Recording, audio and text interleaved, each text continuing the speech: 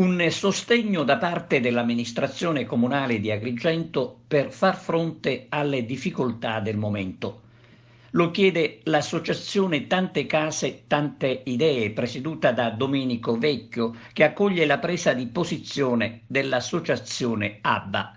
La situazione di estrema difficoltà in cui versano le attività turistiche agrigentine ha spinto i rappresentanti delle associazioni di categoria a rivolgere un appello all'amministrazione comunale, chiedendo attenzione e sensibilità nei confronti del settore turistico ricettivo che ad oggi non ha ricevuto alcun aiuto.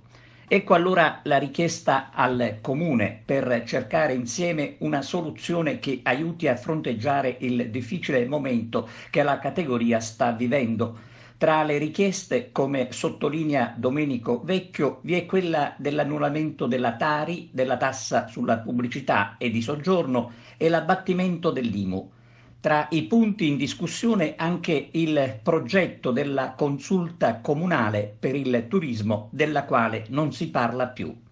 Il mondo del turismo, dice il presidente dell'associazione Tante Case, Tante Idee, è fatto di persone che hanno messo denaro, impegno e passione, ma da ambasciatori dell'accoglienza ci sentiamo abbandonati. Da qui l'appello all'amministrazione comunale perché aiuti quanti si impegnano per un incremento turistico del territorio.